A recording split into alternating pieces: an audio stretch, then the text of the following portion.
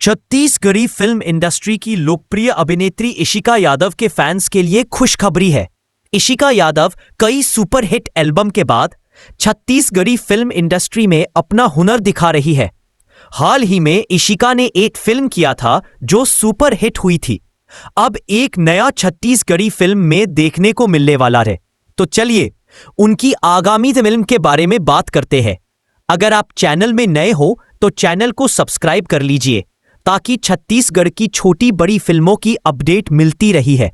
तो दोस्तों, इशिका ने अपने सोशल मीडिया पर एक तस्वीर साझा की जिसमें वह नई फिल्म मया दे दे मयारू 2 के अनुबंध पर हस्ताक्षर करती नजर आ रही है।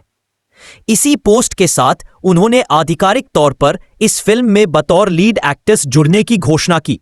इस फिल्म में इशिका यादव के साथ मन कुरैशी और दीक्षा जायसवाल तथा लक्षित मुख्य भूमिकाओं में नजर आएंगे।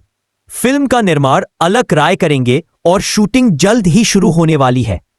निर्माताओं के अनुसार यह फिल्म वर्ष 2026 में प्रदेश भर के सभी सिनेमाघरों में एक साथ प्रदर्शित की जाएगी। गौरतलब है कि इशिका यादव छत्तीसगढ़ की जानी मानी फिल्म अभिनेत्री है जिनकी अदाकारी के लाखों प्रशंसक हैं।